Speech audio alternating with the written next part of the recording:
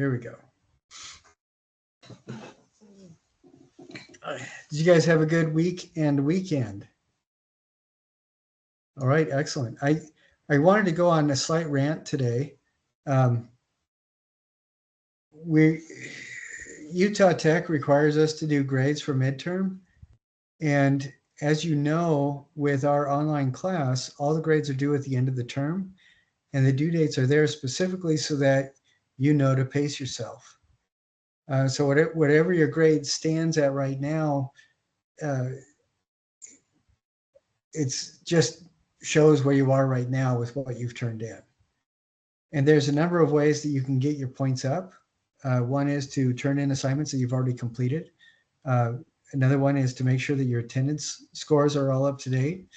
Another one is, as you turn things in, if you don't get a perfect score, look at the reasons why, and then fix the things that you need to. There's been a couple times where people have turned in projects that did not fit the parameters of the class or the call-outs for the design, or I'm sorry, the call-outs for the assignment. And with just a little bit of tweaking, they were able to resubmit the project, and it ended up being just exactly right. I think some of the more common more common issues are accessed on phrases. A couple of people, I've said accessed on phrase, like we've discussed in class. This refers to the accessed on and then the date. A couple of people have submitted things where they say accessed on Google or accessed on Britannica. You don't need that kind of information because that is in your citation itself. What you do need is the accessed on date, because then somebody can get on the internet, find your exact source, and then also look it up on the date that you accessed it so that they can see exactly what you saw on that date. That's why you have the accessed on phrase. So that's really important. And so when people submit a project, the most common issues or a weekly reflection, the most common issues as to why they're not getting full points is, for weekly reflections, it's word count and photography. And, every weekly reflection needs to have at least one image in it, as up to 3, depending on what's most appropriate. And if you're going to cite anything, it's sources. With the citation sources, do you guys remember which format we're using? MLA. MLA, that's right. We're using MLA standard format, and I gave everybody multiple times 10 websites you can visit to get on there. And sometimes those websites, they're driven by statistical word use. They're not driven by a human intelligence. And so they're not always entirely accurate. And if there's a little bit of wonkiness, then that can be fixed for an extra point or two. And then with the citations, if you have it in MLA format, you have the accessed on date at the end of the citation. Then one of the things I've noticed is people just put them outside of alphabetical order. And those are all really simple fixes. And I would say easily 3/4 of the points that are missed because of those things with the citations. So really simple. Sometimes people will also see a lower grade, significantly lower, because it's not following one of the formatting parameters in the assignment. And every once in a while, somebody will submit a project that is for the wrong class, or a weekly reflection that's for the wrong week. And that's, if you're taking both of my classes, sometimes that you'll get confused between them, but sometimes projects may need just an extra bit added to their introduction to tie it into the material of the class. If that's one of the things that you're working on, let me know. A couple of projects have been submitted where I had an idea of what the person was thinking, but the project was not submitted in a form that was acceptable as a project. It took them a little bit, and they were able to resubmit it. So it's and it's an ideal project now because it has the introduction. It's firmly placed within the scope of the course, and it's the project is clearly defined and follows the parameters for the project assignment. The reason why I'm going over that is that I don't want anybody to just throw up their hands in despair, give up, and stomp off into the gray, misty beyond. Almost every time, it's easily resolved by a little bit of communication. And I am really good at BSing, and I can usually find a connection with whatever you do to the scope of the course if you ask me about it. If you ask for guidance or direction, I can almost always help with that. So blah blah blah, considerate noises, all that kind of stuff. So I have posted. I did post midterm grades. Apparently, we have fall break next week. It's Friday and then the following Monday, which means you guys are just golden unicorn lucky and that we get to meet again next week. So that's just awesome. I can tell that you're really thrilled, and I appreciate that kind of investment into the class. All right, this week we are talking. Last week we talked about the Enlightenment, and that has always been kind of a sore spot and problematic for me. I have extended family, members of my family that we're at both ends of the Slade route perspective. Family members that used humans as cattle, and family members that were victimized. So it is really interesting to me that is a period of time where at one end you would have people using pseudoscience to justify their mistreatment of human beings. And at the other hand, you would have incredible thinkers whose words would inspire the likes of like Frederick Douglass, he met Abraham Lincoln 3 times. And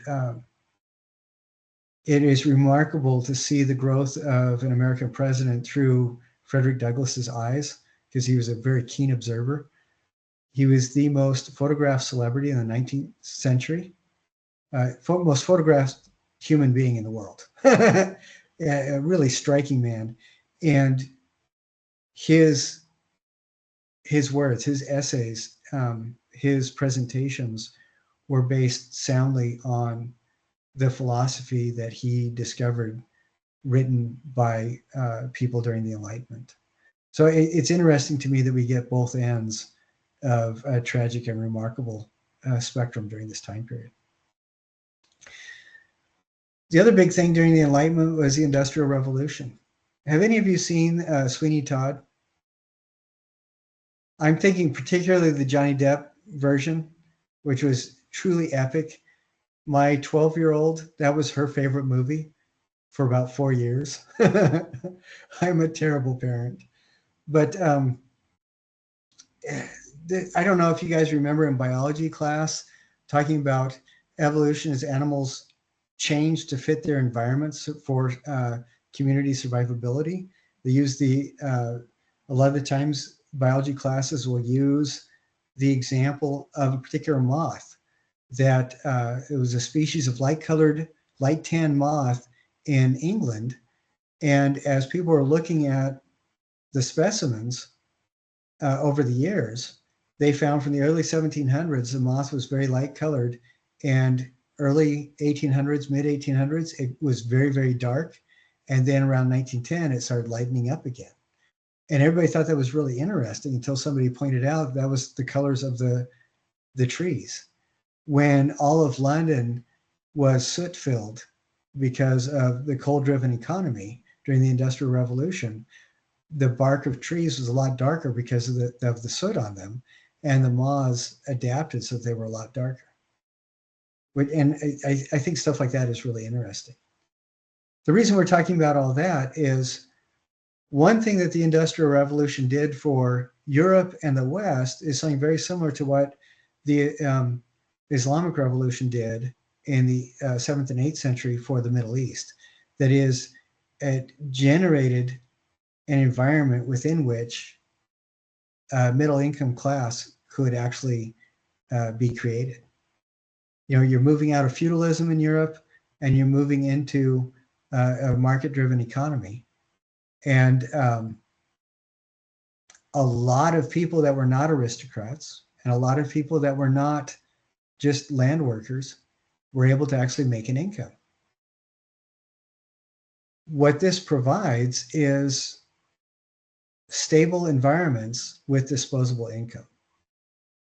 What does that mean for artists? You know, artists that have been used to, for the previous centuries, have been used to only working for aristocrats and rulers. What does this now mean for artists? When you suddenly have a middle income population that actually has disposable income. It's not so elite anymore. Yeah, you remove that barrier, that bar of entry. Another thing that the Industrial Revolution produced was incredibly inexpensive materials. You start getting paints that are remarkably cheap at the beginning of the 19th century. And you get, I think it was, I want to say Renoir, who said the Impressionism could not have happened without paints and tubes. You know, before this time, paints were hand mixed by artists or by specialists. They had a shelf life of a very short amount of time. Color was incredibly expensive to produce. So a lot of the times a painting would be done primarily in shades of either gray or sepia, and then color would be added towards the finished steps. And the color palette was relatively limited. So, you know, through the Renaissance, there were contracts being made as to people requiring the artist to use a certain amount of genuine lapis in the blue because they wanted to get what they were paying for. And they knew that blue was expensive.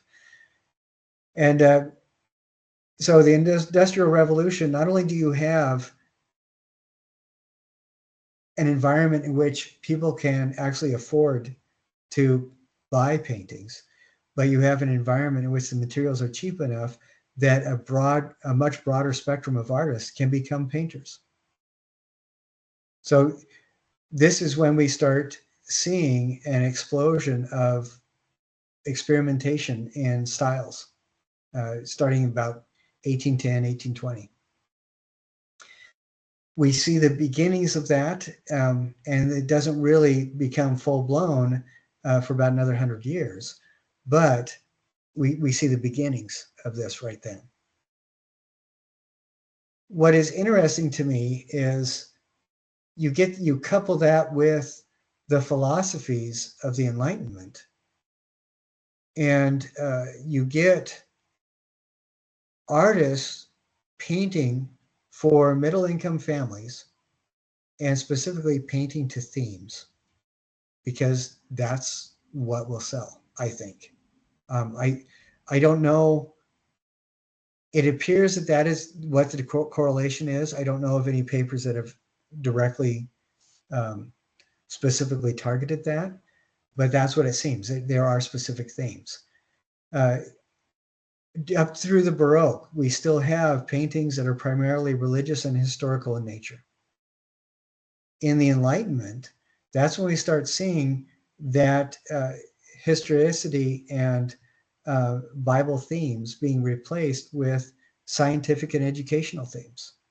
I think one of you pointed out last week where the light source seemed to be the point of everybody's study, you know, in the paintings that we were looking at, which I thought was a really good observation. So this leads us to the theme of this week's stuff: Romanticism and Realism.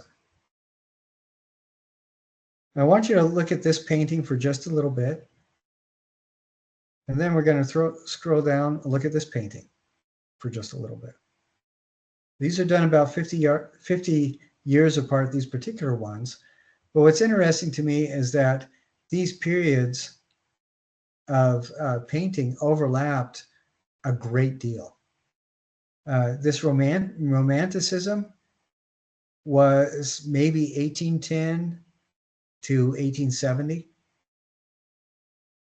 And realism is maybe 1830, 1840 to about 1890. So there's a huge amount of overlap. Then you also get in the United States, the very first American, distinctly American painting school, which was called Hudson River School. And it's interesting because it is like very much middle of the road between these two things. And I want to point out a couple things that you'll see. And I want you to look at these videos because this will focus in on a lot of this artwork really pretty closely. And we're going to watch a couple. But looking at this,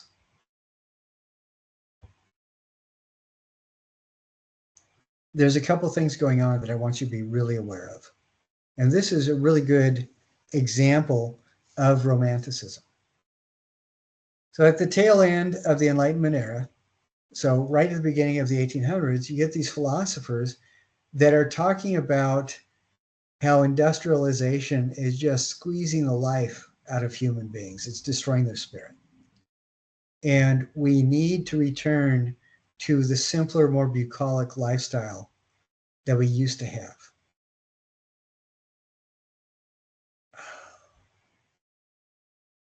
Just that statement, what does that tell you about the people that are taking these kinds of things seriously? What does that statement tell you? A couple things are going on. One is in the country life, you don't have access to medical care. And if you get a serious cut, there's a really good chance you're going to die of infection unless your family knows how to take care of that. You get people living in cities near doctors and with access to good food are going to live twice as long as the country bumpkin. Okay. And a big reason for that is if you're living in a smaller community, you're going to have access to everything that you need. But if you, as opposed to living in a city, that's going to be pretty hard on you too, I would think. Because in the city, unless you're wealthy, in the city, you're going to be sloshing around sewage too. I don't know if you guys know, but the most advanced sewer system in the world was developed by the ancient Indians in Harappa about 3,500 years ago.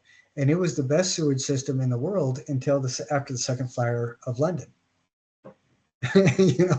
So it was for almost 3,500 years, that was the best sewer system in the world. In London, people were still dying of worms, if you can imagine that. And diseases that are born of filth. And so when somebody says we want to return to a simpler lifestyle, a lot of the times the people that are making claims like that are going to be the people that are wealthy, that are having an easy life, and longing for a life that is not so fraught with the complexities and demands of constant social engagements, which feels to me, the philosophers, and there were a lot of Anglican philosophers that were ministers that were preaching this. It seems to me it's a rather disingenuous look at the world. But what's interesting is that it was common enough that these kinds of views of an idealized country life, and in this case, we have a guy in a cart with a large team of horses going across basically a stream, and it looks like the road is kind of flooded over, but you have the beautiful church, the lovely rainbow, the storm is passing, and everybody's happy now. Um, it's hard pressed for me to believe it. I find myself hard pressed to believe that this idealization of country life was anything other than an idealization. And that's one of the reasons why this movement is referred to as Romanticism. Because I think even the people that extolled the virtues of the country life were still aware that it was unrealistic. But of course, this is just my perspective. But some of the things we see is you have some of the complicated backgrounds that you see during like the Baroque. Uh, the focal point is ostensibly is the human beings, and you have the one source of light like you might have in the Enlightenment. But it seems like rather than this being a portrait of a family or a person or a historical event, this seems to me to be a portrait of the church in the countryside. And I just think that's really interesting. What are some of the things that you guys get from this painting, tying it into the word romanticism?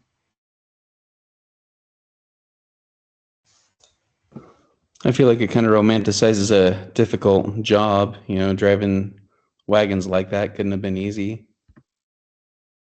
Yeah, it's absolutely. And I don't think that the person who's buying this painting, perhaps, is aware of what a massive pain in the neck this kind of thing is. All they see is this darling scene. Anything else? It has sort of a like whimsical fairy tale type of feel instead of more looking at it as a real perspective. It looks kind of something you would see in a fairy tale story. I think that's a really good observation. What are the things for you that make you think of the fairy tale? It has kind of a misty quality about it to where I'm not exactly sure. It looks like something you would see in like Cinderella, like Yeah, the yeah, church in the background, and yeah. yeah. That rainbow is really interesting. The colors seem to me to be just slightly off. And yeah, I think it's interesting to me that there are things. I think that this is what you're referring to. There are different things that are in focus that necessarily don't make a lot of sense, and there are things that are out of focus that don't necessarily make a lot of sense. And so they do lend a fairy tale type quality. And for example, the foreground is in a lot of focus. The tree right here is in a lot of focus. That church is in a lot of focus. But the guy in the cart and his team is not in focus, which is really interesting to me. Is that Are those observations, Christine, that you're kind of seeing? Yeah, it seems like kind of going back with what Ryan said, it's kind of that ideal of beauty rather than hard toil, like what that guy's probably experiencing and going through. It's just not realistic. Yeah, yeah. He looks pretty calm. Yeah, very much so. How about you, America? What do you see about this? Just something about the lighting makes it feel not real, as Christine is saying. Just something about the sky and then the colors of the light that's being used, like the highlights and the way it is. Something about it just gives it that fairy tale feeling that she's describing. Yeah, yeah. I think all of you guys are hitting on stuff that really makes a lot of sense because the lighting to me, it feels more like it's a painting done to describe what a set would look like on a Lord of the Rings movie, as opposed to an actual landscape painting. Would you get? Does that give you the same kind of feeling? Yeah. Yeah, yeah. It's just slightly off. Yeah, very very much so. And then so we're talking. That is Romanticism, and the romance of Romanticism does not have anything to do with human beings staring longingly into each other's eyes. It's the romance refers to this kind of longing for a situation or an environment that is just not there. It doesn't exist in the real world. And this was very, very popular. And actually, it continued to be popular and to a big amount among either successful families or families that wish to appear successful well into the 1950s, which is really interesting. But the active artists were pretty much between 1810, 1860, 1870, right around there. Really interesting to me. And this talks a little bit about it, and then this is a really good link to a video about Romanticism and where it really talks about it and understanding the styles of art, Romanticism. I think we do have time to watch this, so I'm going to link on to it, and we'll watch it. It's only a couple minutes long, and I think it's a really good. I really like this guy's presentation about Romanticism. Now, if you are watching this later on and you're watching a recording of this and it's not allowing you to watch this video, just watch the video. The video that we are clicking on is Understanding the Styles of Art, Romanticism.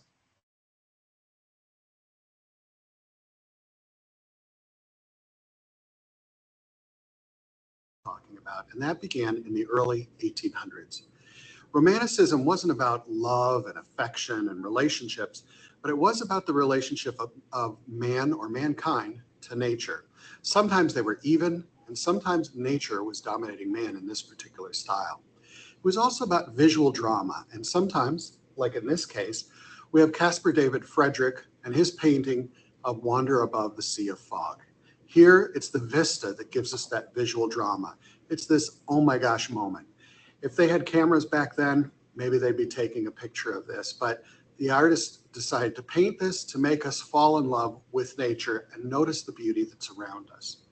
Sometimes things were uneven, like in this painting, The Lion Hunt by Eugene Delacroix. This has drama, but in a very different sort of way. It's drama in the action. So we see the lions and the men are fighting and the horses are writhing around on the ground.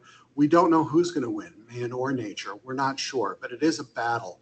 The other thing about the Romanticist style was they were trying to figure out how man and nature would coexist without these ideas of laws that were kind of artificial. They wanted to see where the chips would land as they fall.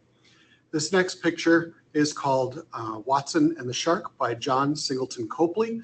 And here again, we have this battle of man and nature. On the bottom, we see the young man who's fallen out of the boat and the shark that's about to eat him. His friends have a spear and they're going to try and save his life. But again, we don't know who's going to win. You could see something else in this caught in the moment sort of feeling. So as we look at the image, it looks like it's been a quick snapshot. It's not something people posed for days and days. In this next one, called The Raft of Medusa by Theodore Jericho, we see that nature's probably going to win this one. The men are on a raft. They've been shipwrecked. They've been on there for days and days, and there's a fellow up on top who's trying to flag down another ship, but there's a storm out at sea. We don't know if they're going to make it. This was actually based on a true story that was pretty awful. But again, it's this idea of visual drama, man and nature, and in this case, it looks like nature is going to win. This one looks beautiful. You think maybe it's about the vista thing, showing off what's beautiful about nature. But when we look again, way down on the bottom, you can see that there are little hands and feet and things like that sticking out of the water. This one is called The Slave Ship by J.M.W. Turner. And it's just after a storm and everybody's been lost. Nature has won this one. Everyone is dead. At first, it's a beautiful painting. And then when you look a little further, we see that there's a lot of drama going on and a lot of sadness probably too. So Romanticism is something you should remember, the early 1800s, and it really is about man and nature. And sometimes it's equal, and sometimes nature wins.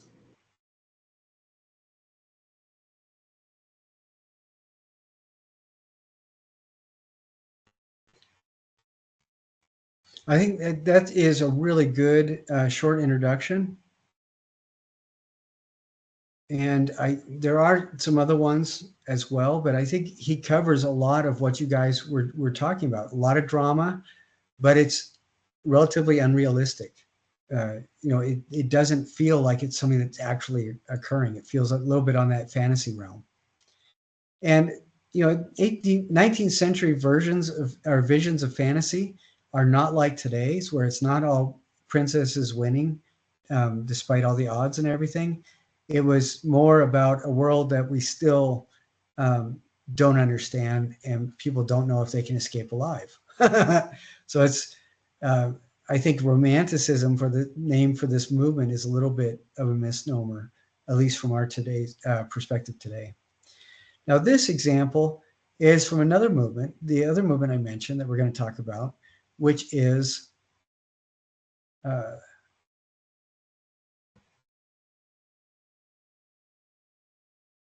realism. And I'm sorry, I was trying to enlarge this and I was having a little bit of a hard time. Okay. Now we look at this, and some of the things that I notice is that not everything is in focus. Very few things are in focus. It seems like it's a little bit idealized. But what's interesting to me is we're seeing a couple of things that you don't normally see in paintings that people are paying money for.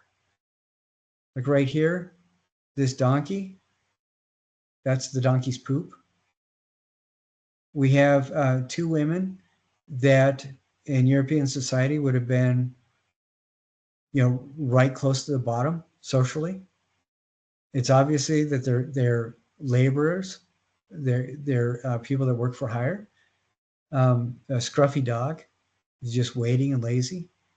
And the title of this is Waiting for the Ferry. And this is a really good example of this art movement called realism. What are some of the things that you notice about this that make it different than the Romanticism painting?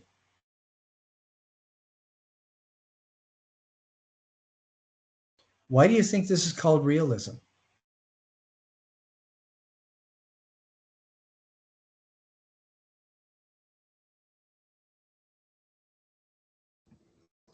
I don't want to say like less dramatic but I can't really find a way to articulate that thought. No, but I think you're exactly right. It is so much less dramatic. I mean, this is related to the other one. You have a waterway, you have, people and stuff like that, same kind of stuff going on. But this is, how much drama do we actually have in our lives? 90% of our waking time is boredom. And that's one of the reasons why we're able to coast through life with routines, because there's so little interesting things that happen. And these are not people who are super special. The artist is even recording where the donkey's poop fell. I mean, it is dealing with not a bucolic, idealized scene, but it's dealing with things that actually happen. Life, a lot of the times, is going to be boring. There are boring stuff. If you're waiting for a ferry, you're not going to have people in these extraordinary poses like we just saw with some of the Romanticism paintings. You're not going to have opportunities for the artist to show off their skill with anatomy, because the person isn't going to be stretching and moving around dramatically. If you're waiting for a ferry, you're going to be bored and waiting for a ferry. They're not showing off anybody's beautiful daughter getting ready to get married. They're not showing off an idealized version of another world. They're just showing the way things are. It's we can tell that this is a tree. It does feel like a realistic depiction of a tree, but it's out of focus. I don't think it's out of focus because the person didn't know what they were doing. I think it's out of focus because it's not that important. And I think a lot of this, it's not that important. The only things you really focus on are the dog and the two young ladies who are all bored out of their minds. this is not that exciting of a picture. But it is restful. So I think that the reason why Romanticism is referred to as Romanticism is it's showing fantasy visions of an idealized world. And I think that the reason why this is called realism is because it's showing what might actually be there. What's interesting to me is that the subject matter for a lot of Romanticism paintings are dramatic moments or idealized moments. And the subject matter for a lot of realism portraits are just ordinary moments in the lives of ordinary people during ordinary days. You know, realism, in the reality, not everything is super dramatic. I think that that's really fascinating. Both of these feel to me to be like a step back from the frenetic nature of ordinary working daily life. But it seems to me that there is a very different, very specifically different philosophy behind the two different styles. Do you guys see that?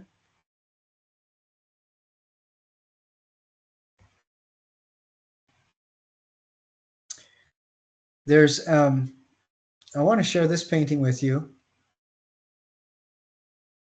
This is about 6 minutes long, so we're not going to watch the whole thing. We're just going to look at the painting. This is called The Burial at Ornans.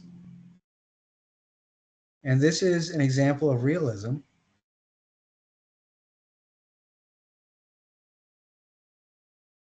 It feels to me like it's kind of done in that same slightly out of focus manner as the two young ladies waiting for a ferry. This is a funeral, and it looks like it's a funeral of somebody that is relatively important in the community. But there's a couple things that are going on that I think are really fascinating. One is this guy is in the middle of his funerary service. How many people in the painting are actually paying attention to him?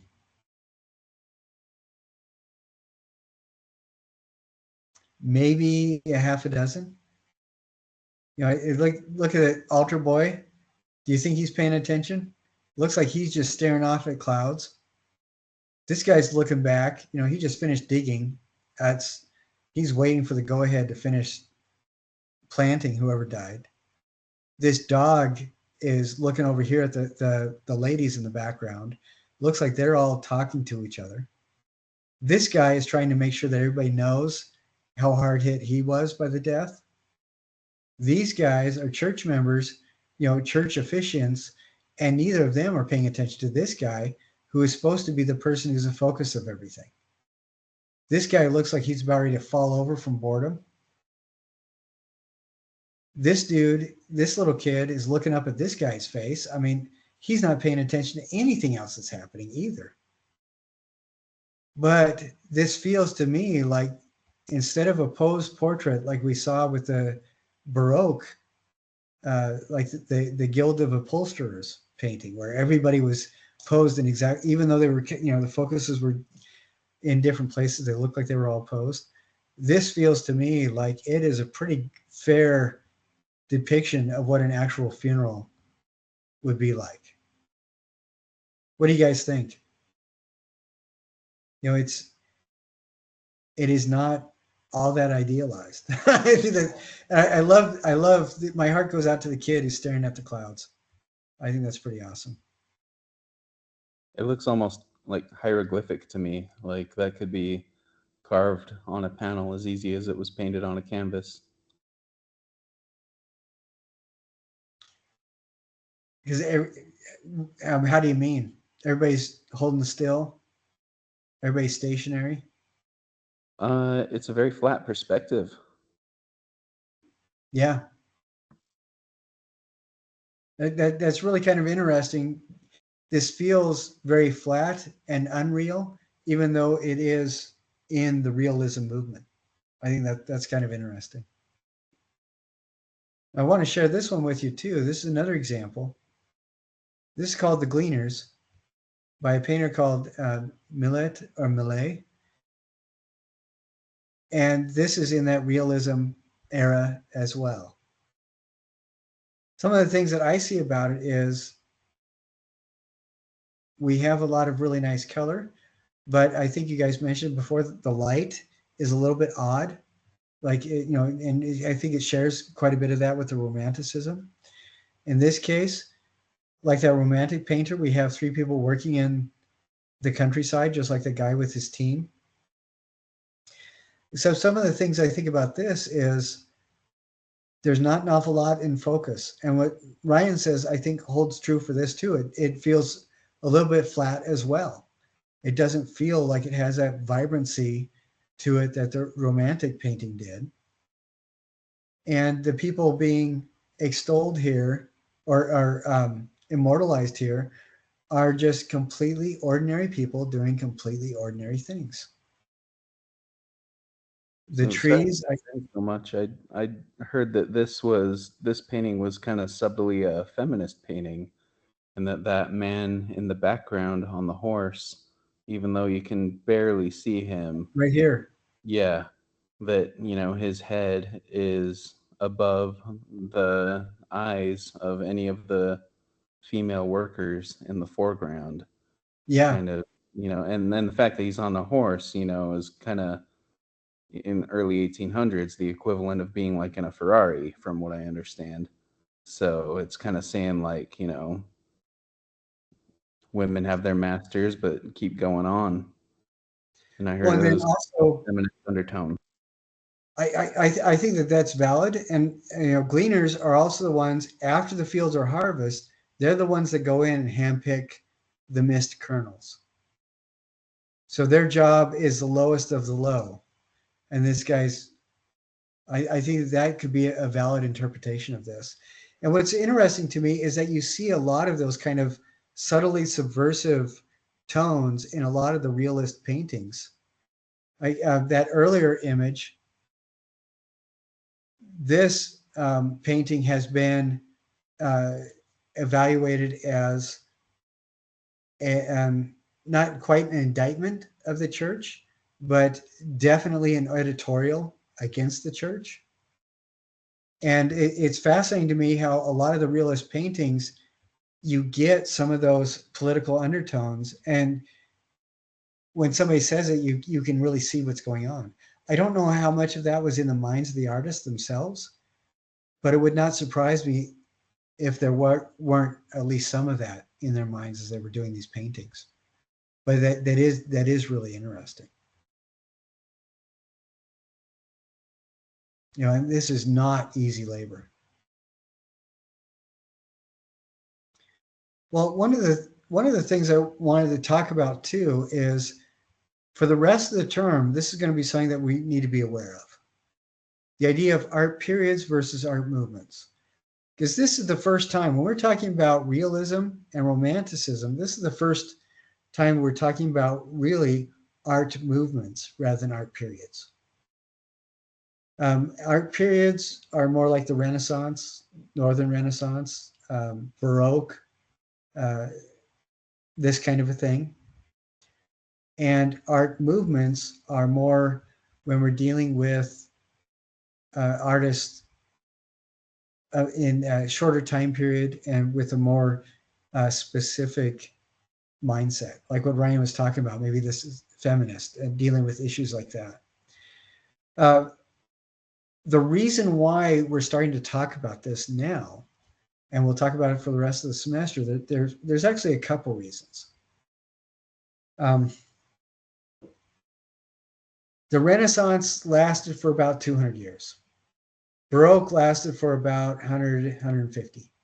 Enlightenment lasted for about 100, 120. Now we're talking about Romanticism lasting for about 50 to 60 years, realism lasting for about 50 to 60 years. We're going to start morphing into things like Impressionism, which lasted for maybe 30, 40 years at the most. And we're still going to start, when we go into the 20th century, looking at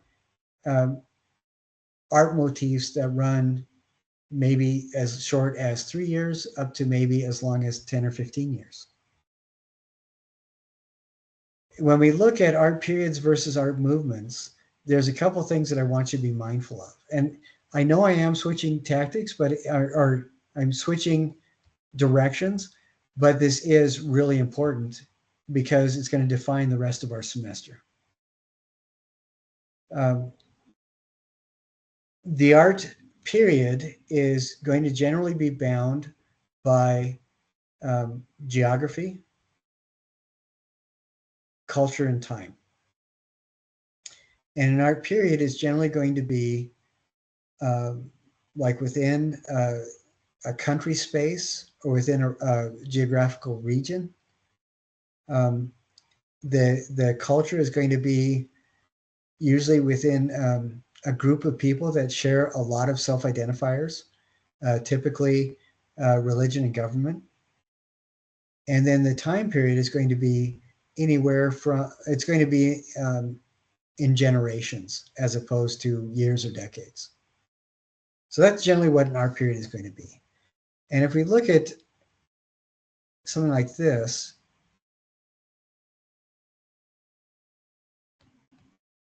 we look at this, everybody know, this is Egyptian. And when we think of Egyptian art, we don't think of Egyptian art movement. We think of 3 millennia of Egyptian art.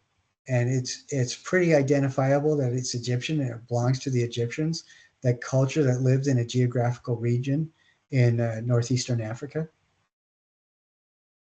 And then if we scroll down and look at this, this is after realism and romanticism. I'm just using it as an example.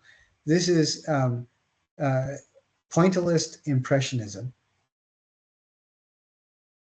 And this style of painting, it started in the 1880s, and it was only popular for about 10 to 15 years.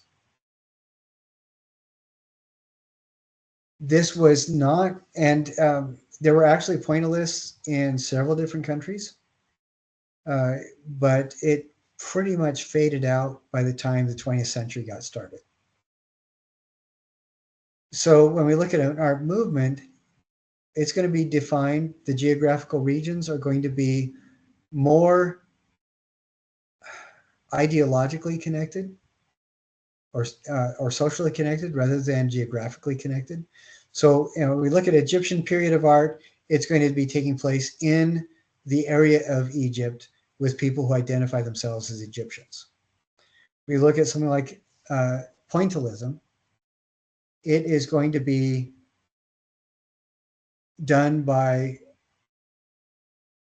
French, American, British people. It's going to be done in, they're all people from very similar areas of society with similar income, similar outlooks on the world. They're going to be people impacted with this idea that the eye is made into rods and cones and that we see through points as opposed to broad swaths of color. In Egypt, the time period is over 3.5 millennia, 3,500 years. Pointillism takes place over 15 years. And so, and like I said, the similarities among the people, instead of all identifying as belonging to the same culture, these are actually people that identify with very similar worldviews. So do you see what some of these differences are? On one hand, you get the art period defined by a political structure, or people identify themselves as belonging to a group of human beings or religion. Whereas an art movement, the people are united by a similar outlook into the world, different or similar levels in society, not necessarily the same countries. In an art period, it's going to be long periods of time that are defined by generations. In an art movement, it's going to be defined by years and decades. And in an art period, it's identified generally to a specific location, whereas with an art movement, it's not defined by a specific location. So, and I think that that's important. So there's three specific differences that separate those two. I think one of the biggest differences is as to, or one of the biggest qualifiers as to why those differences exist between an art period and art movement is that with art movements, they don't start showing up until communication is exponentially faster than it had been at any previous point in recorded history. Before art movements start showing up in the middle of the 1800s, it may take people months, if not years, to get a letter to somebody else.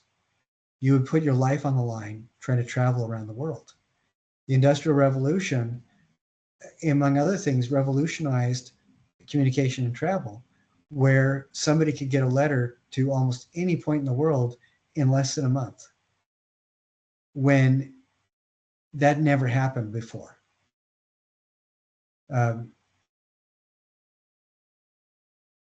What that means is there's a much more rapid exchange of ideas.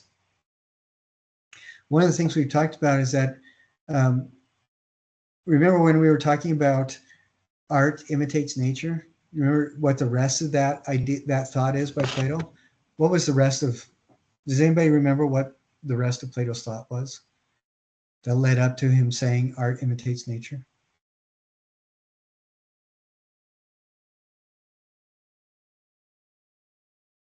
He said that nature is a manifestation of the divine will. So if art imitates nature, then the artist is imitating nature by creating something that is a manifestation of their will. What this means is not that everybody's tree is going to look identical to everybody else's tree, but that the artwork produced is going to be an indication of the artist and what the artist is thinking as well. That's what Plato was actually talking about.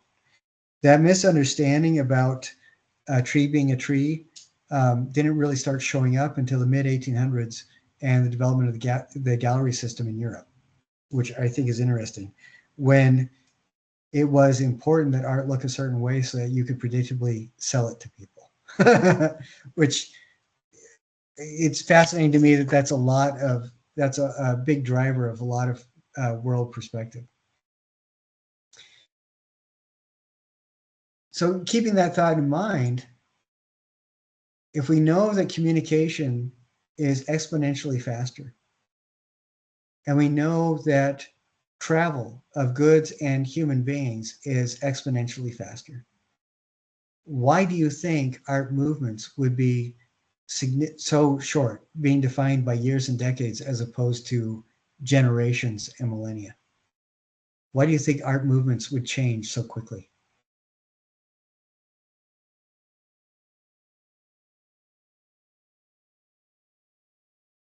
I think if like if there's a time period where art is moving rather quickly and there's a lot of different kind of artists, they try and outdo each other. I think that's kind of why Picasso kind of came up with Cubism, and why because he wanted to kind of branch out and be a little bit different so that he can be recognized. And I think that's kind of maybe where movements come from, is just artists trying to like come up with their own style and try and outdo the other artists of the time. Is that what you're looking for? No, but I think that's an absolutely brilliant perspective. There's a lot of art that's produced in the history of the world, but it wasn't until really the Renaissance that we started recognizing this specific artists. And it's interesting to me that when it becomes a possibility for an artist to actually make a good living selling to the middle income economy produced by the Industrial Revolution, that art movements do start rapidly changing. And it makes a lot of sense that a big part of that would be artists trying to outdo each other and trying to become the next big thing. So that makes a lot of sense.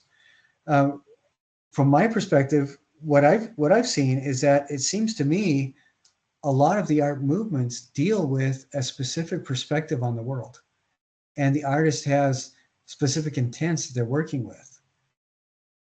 And then when those ideas are examined, or it gets to the point where they no longer need to be viewed, then the artist switch to a different movement and do a different style. An excellent example of that is Cubism.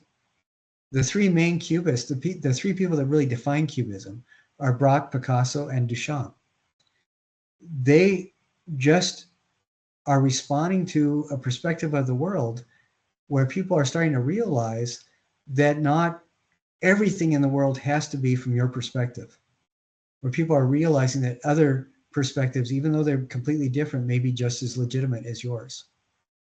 And they're also looking at moments of time and trying to share, instead of just a specific all-encompassing moment, trying to share in one image the passage of time throughout a day, for example, from different perspectives.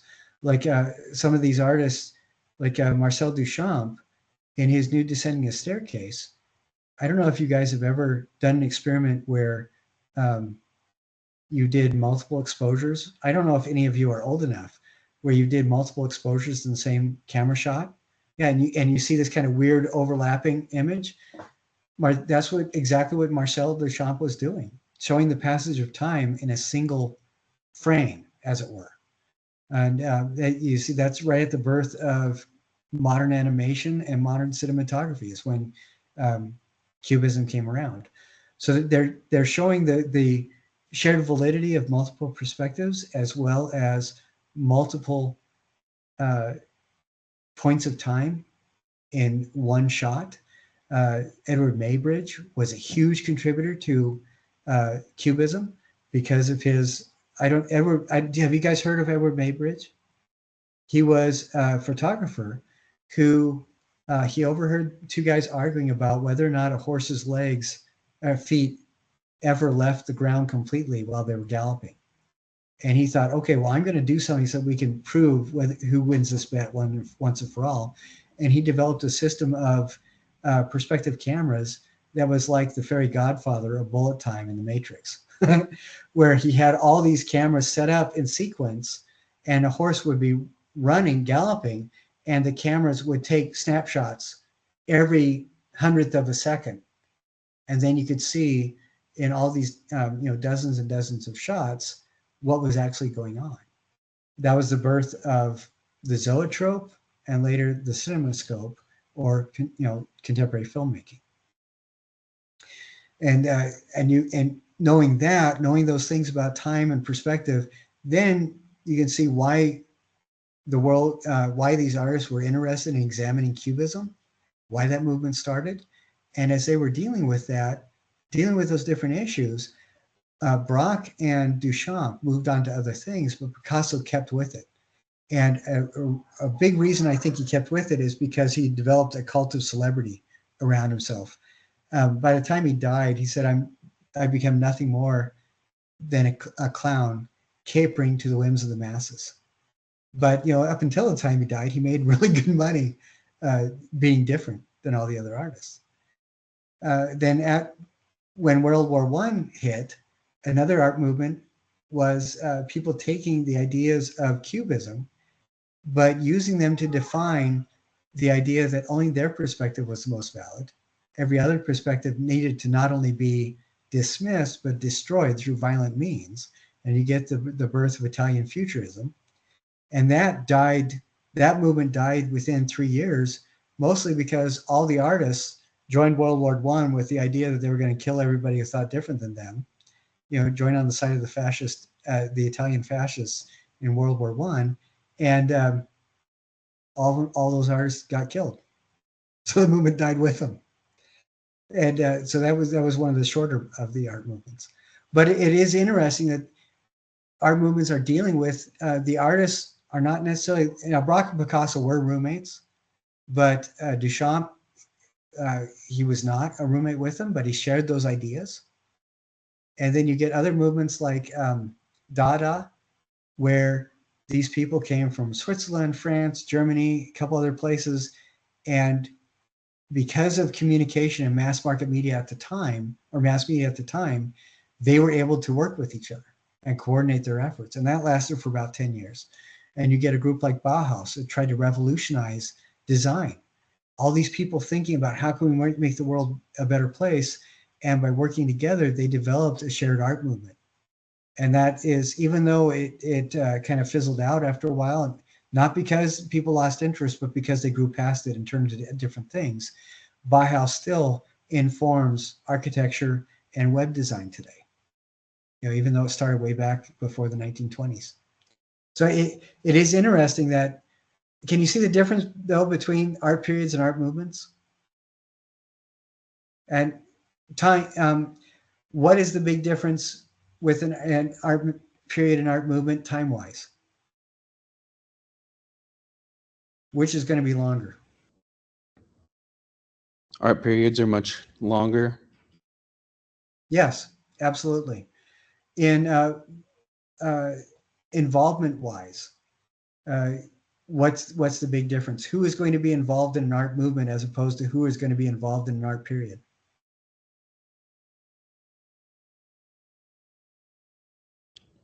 My knee-jerk reaction would be to say that objective talent would define the period, and the loudest voices would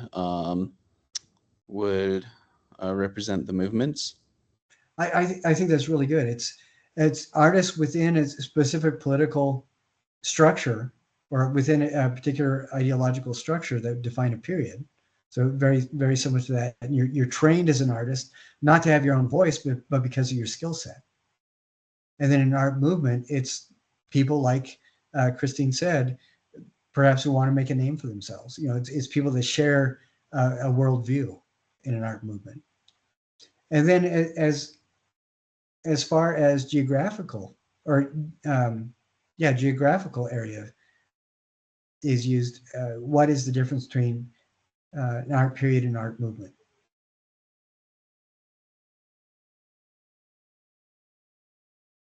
And it's America's turn.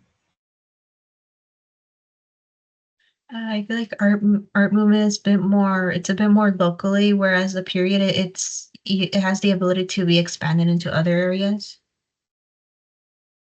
Well, it's exact opposite. But yeah, that's right. The art period is generally going to be like Egyptian art period is going to be in Egypt. The Baroque art period is going to specifically be those countries in Europe. And then with an art movement, it's going to be people that are united by that common worldview, regardless of where they are. So yeah, I think you guys have a handle on that. What I would definitely recommend is there is a video, and I'll show. We're not going to look at the video. I'm going to just show you where the link is. I want you guys to all watch this after we're done. But yeah, I think you guys have a pretty good handle on this. So this is in art periods versus art movements in the realism and romanticism module. And down at the bottom, you have this video right here, art periods and art movements. And it talks about all that.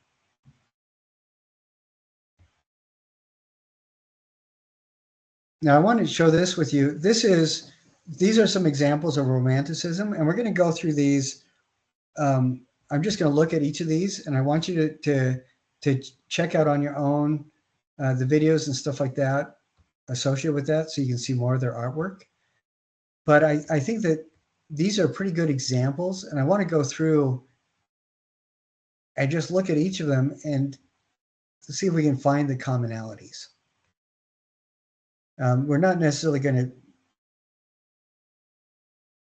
talk about the particulars of the commonalities, but I want you guys to see if you can articulate any generalities you can see.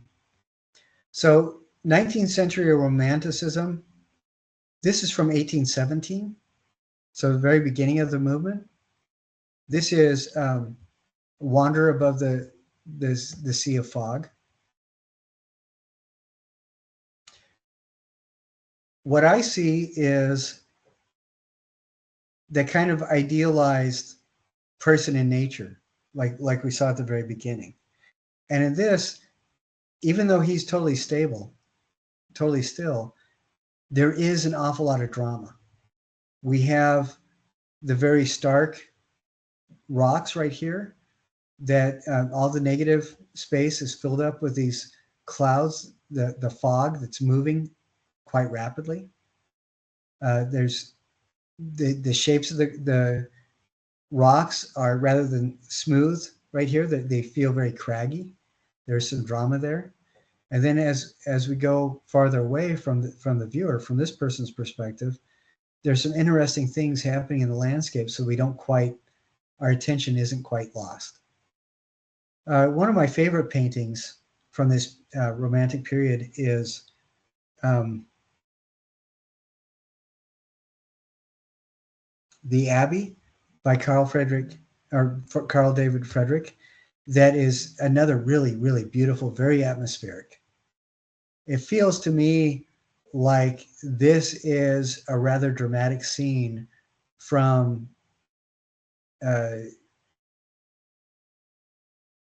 like any of those Sense and Sensibility kind of movies, a reflective scene from The Hero or something. You know, it seems rather unrealistic, and I think it's really interesting.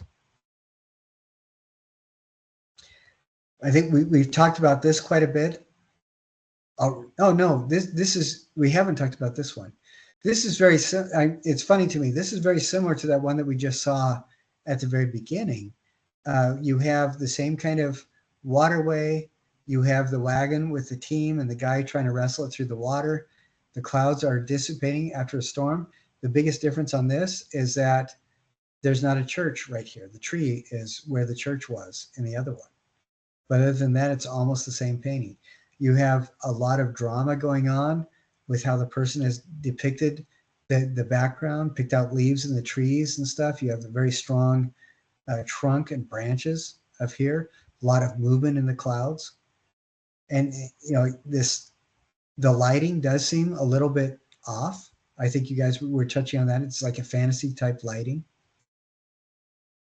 This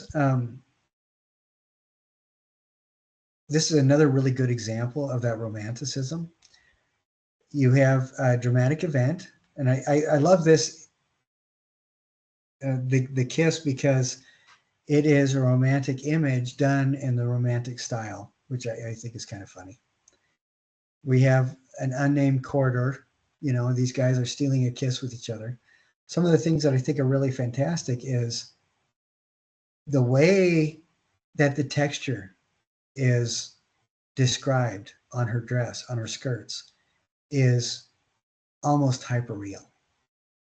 And this passage, this area, makes me think an awful lot of these kind of trees, where it just seems more real than it should be, which I think is really fascinating.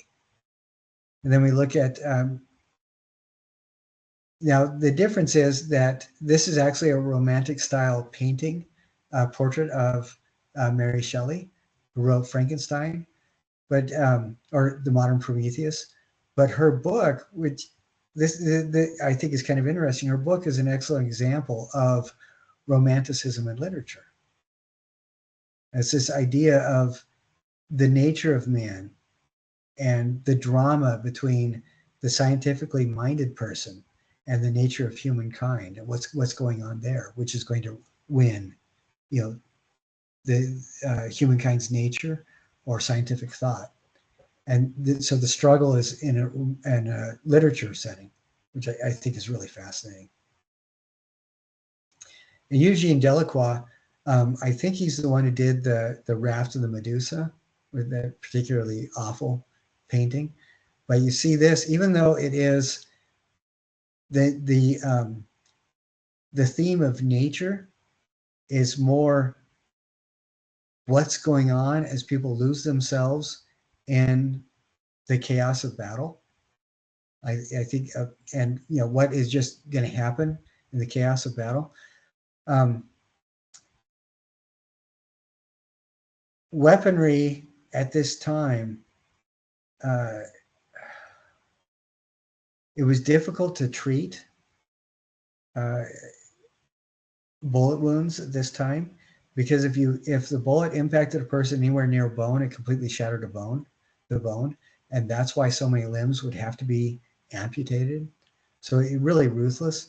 But after the first volley of shots, there was so much smoke and pollutant in the air, it was almost impossible to breathe or see. And people still continued fighting it anyways. And so there's a lot of chaos, a lot of drama going on. And it's interesting to me that even though this is liberty leading the people, it feels very similar to that Raft of the Medusa painting we saw just a minute ago.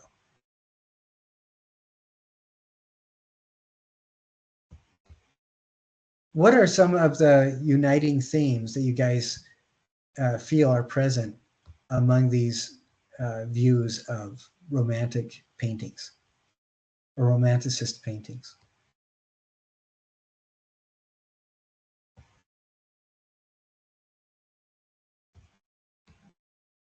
Are you guys smelling what I'm stepping in when I'm talking about this stuff?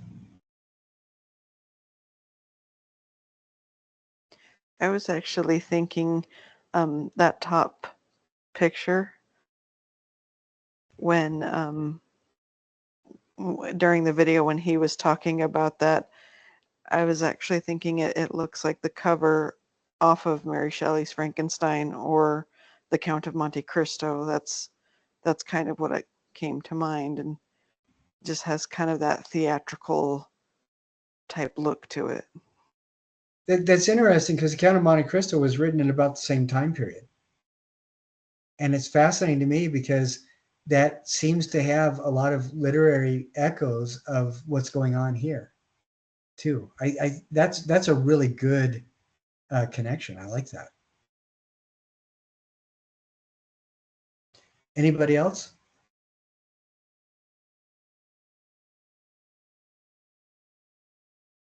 I think what it comes down to is that Romanticism seems to be immortalizing moments of drama as if they're all that there is. And I think that that's a really interesting perspective. But some of these paintings I absolutely love. There is some really amazing, fantastic stuff that these guys did, but at the base, it's all very emotional, very driven by emotion, I think, which is fascinating to me. And then I have 4 or 5 painters that are the realist painters. Looking at these different ones, this is the one that is a very subtle feminist sermon. I think I really like that, Ryan, what you pointed out. I think that's really fascinating. This is a very misogynistic sermon. Gustave Courbet was always the most talented and most intelligent person in any room he was ever in. And if anybody ever doubted that, all he had to do was ask him. And he was happy to drop everything and tell him how smart he was. And so when he would do paintings like this, he was showing off how awesome he was. And he was really, really good. I really like Rose's Bonheur's stuff. I think that she was absolutely amazing. Again, these are women that are masters of the movement, but still, typically we only think of the male names. And Harriet Hosmer, I think she did a lot of fantastical elements, but she's considered a master of realism because of how she approached the things that she did. And I'll explain that in just a moment. And then Edouard Manet, this painting pissed off a lot of people. He was another guy that was the most smart, the most intelligent and best looking guy in any room he was ever in, according to himself. He really knew his stuff and did not allow anybody to forget it. But he was very much a realist as well. And again, realism does not reflect the techniques that the people are using, it reflects the perspective of the painter and the intent behind the painting. Where we get, and it's interesting to me, if we compare this to the Romanticism, it seems to be a little bit less defined as the Romantics were. And it seems to focus more in on fundamentally unimportant events, fundamentally unimportant according to perspectives of history and religion. Now, this painting actually, for me, has always been really wonderful. I always have thought of it as a biography of Ruth and Naomi. And I just, so I think this painting is remarkable. But as far as we're talking about Romanticism as an art movement, this is a really good touch point. I mean, look at this. How is this a realistic or a realist movement painting? You know, we're talking about realism. How is this the painter's studio? Let's see. I gotta see if I can find it. Okay, here's a bigger one. How does this fit into the realism movement?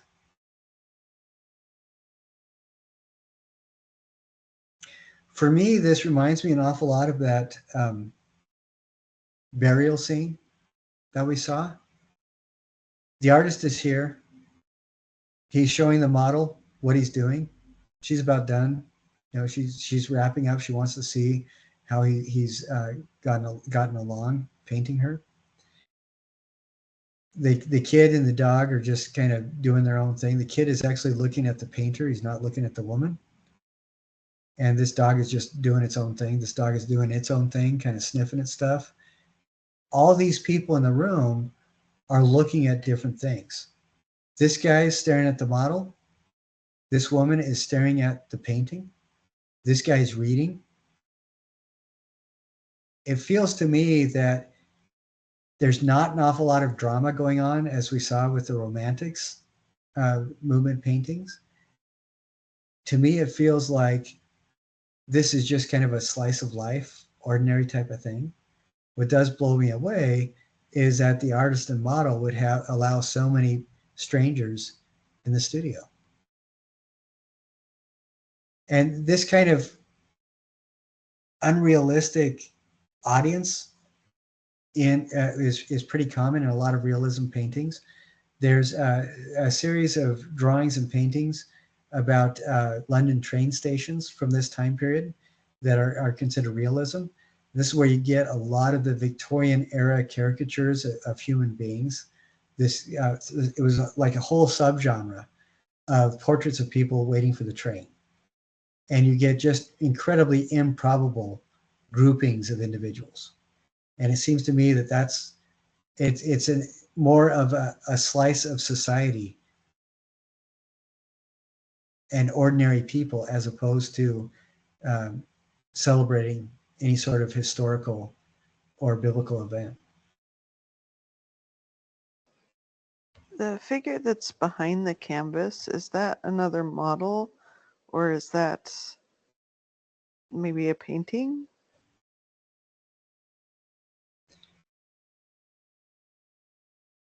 I like that. I think that is a really good question, because it looks to me like it is a very improbable model pose, while everything else seems very realistic. You know, people are going to stand like this. This feels very improbable, but it almost looks like this guy is standing behind the model's foot. So maybe this is a model trying to get the attention of the artist or something, you know, doing a dramatic pose. That's a really good question. I like that. That's a great question. It makes me wonder, because it looks like to me that this is closer to us as the viewer than this person. And if it was a painting, it would be a painting on the wall. And we see that there are things that the artist has hung up previous paintings on the walls. We see that everywhere. We see one of those right here, one of them right here, another one right here. There's a circle right there. There's cloth stapled to the wall there. So we see that there are paintings on the wall, and this seems to be kind of ambiguous because it almost feels like it could be a painting. But again, this drop of cloth and this foot seem to be in front of this guy. So I don't know. That's a really good question. That's an excellent question.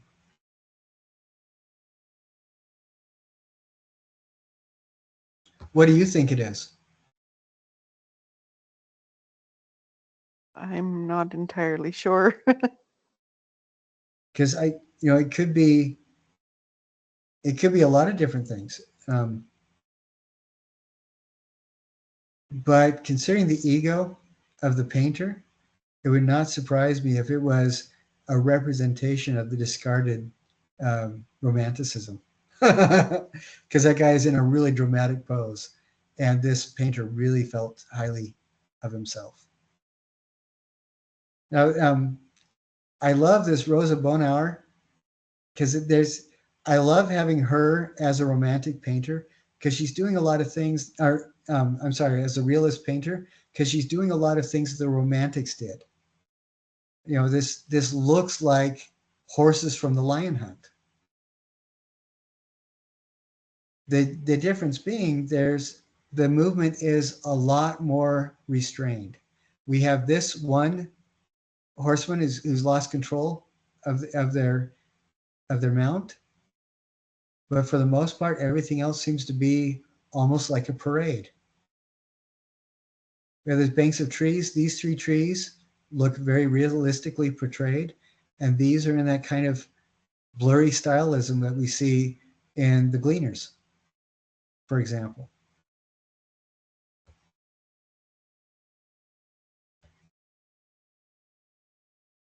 You see this background and these kinds of things. The only things that are really portrayed realistically, honestly, in these are the bits of wheat that each of these women is holding. And then we go back to Rosa Bonheur's.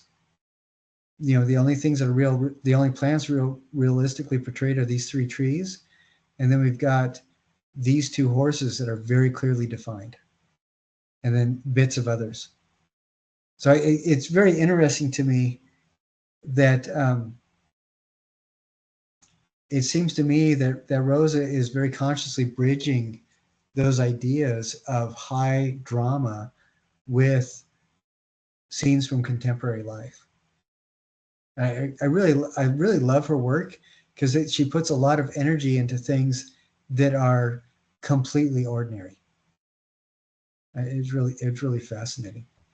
So definitely look up the Britannica article talks about her, but then this short video shows several other images of paintings that she's done. Now, Harriet Hosmer is really astounding to me. She is a realist sculptor that was commissioned to do a lot of mythical figures. So you think, oh, okay, well, that makes sense that she would be classified as a romanticist. But she's not. This is Queen Esther. And what's interesting to me is, even though the face is a very neoclassical Greco-Roman style face, what is interesting to me is this seems like an ordinary pose. Esther's just walking, and that's it. It doesn't feel to me like she is being imperious. She had every right to be. She was essentially the empress of Persia. It just, she's walking. It looks to me like she's either walking to the throne room or from the throne room, but her expression, other than her face, her movement, everything just seems very approachable and ordinary almost. And this is one of the things that I'm sorry, this is Zenobia in chains, totally different. She also did a portrait of Esther, which is very similar. Zenobia was a queen that maintained her dignity even though she was in chains. And I think a lot of the things that I was saying are still hold a lot of validity, because she is not being overly dramatic. This is an ordinary pose, and you can see her chains right there. Your art teacher completely missed. She's still wearing her finery. And what's interesting about this to me is she feels, even in these circumstances, she feels like a real person. Even though this face is a Greco-Roman goddess style face, she still feels like a very real person, which I think is really interesting. I don't know how entirely that's possible. Then we get Edward Monet, or Manet, this kind of nude portrait was something that was done as an example of the artist's prowess and capacity, unless it was for a specific reason, for a specific commission. Like, who was it? Rubens did a lot of nudes, and a lot of them were gods, goddesses, nymphs, naiads, dryads, things like that, to kind of emphasize the mythical realm that he was painting. And the difference is that with this particular Olympia was actually, I guess the polite word is a courtesan. And she's not really looked on very highly in society. She's not holding a demure pose like a woman is supposed to, at this time period in this society. She is very brazen, and she's staring right at us, which is, goes back to what Ryan observed earlier. This is a very feminist painting. Edward Monet also did the two couples in a park where two nude women are sitting next to two fully clothed men in a park. That also caused a big stir, because it was considered completely inappropriate at the time. And it's, some people think that it's a misogynist painting, but for his time period, Edward Monet did a lot of things that, looking at the context of his society, we should be viewing as being feminist as opposed to misogynist, even though from our perspective, that's what it looks like. I think there's a lot of really fascinating stuff that he did specifically to irritate people.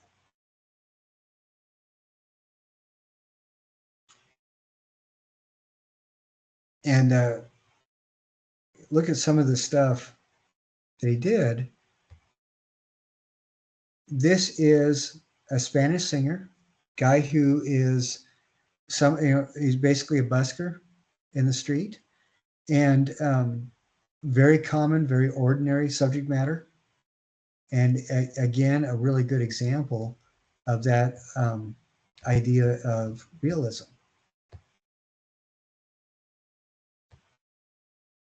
And quite a bit less offensive to the people at his time.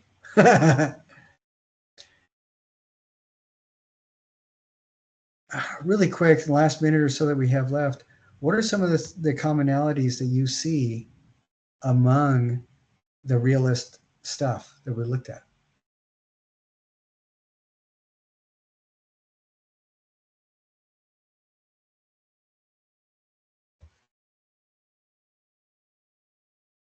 Seems a little lighter and less dramatic. Yeah, it's a lot less in your face drama.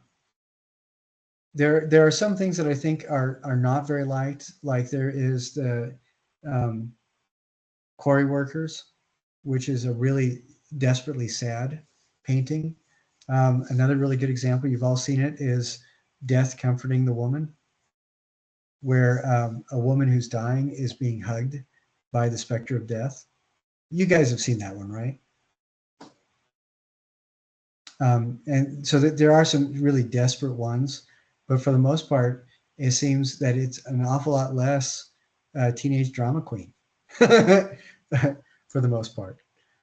Another thing that I see is that there seems to be a lot more attempt to get you to focus on what's going on inside the painting from the perspective of the participants, as opposed to demonstrating that this is a window into a fantasy realm. I think that's really kind of interesting. The one of those artists that doesn't fit the mold very well is Harriet Hosmer. So definitely look at her Britannica article and the video about her. It's about 4 minutes long, I think, and it talks about her. She was a woman in the 19th century who not only made it, but made it big in the man's world of monumental sculpture in the mid 1800s. She was tremendous powerhouse as a sculptor. So if any of the videos we watch don't make it into the YouTube video, watch them. We point out which ones they are. Any last observations or comments before we break for the weekend? I think I understood the lighting was a bit more realistic compared to Romanticism, because in Romanticism there was something more fairy tale, more unrealistic, more fantasy like. But with realism, the lighting, it feels like something you would see. Like with the horses, it feels like it's just a cloudy late afternoon, and some of the others, it feels like it's morning, sunrise, sunset, something like that. But it feels like it's an actual time of day. Yeah. Yeah, that's really good. That was something I think that ties in with what Christine said, that it looks like it's a fantasy, an opening to a fairy realm kind of thing. And with undirected sunlight, when you're talking about romanticism. But with realism, yeah, it does seem to be a concrete light source. Even though things may not be in as tight a focus, it feels a little bit more believable, I think. Yeah, very good. Any last observations? Or any more last observations? All right, excellent. I hope you guys have a wonderful week and weekend. And I look forward to seeing y'all bright and smiley next Thursday. One last thing, remember, if you didn't get all the points on any assignment, look at what I said. You can ask for clarification, resubmit. You can resubmit up until the very last moment of the last possible day of the last part of the semester. All right? All right, guys, we'll see ya.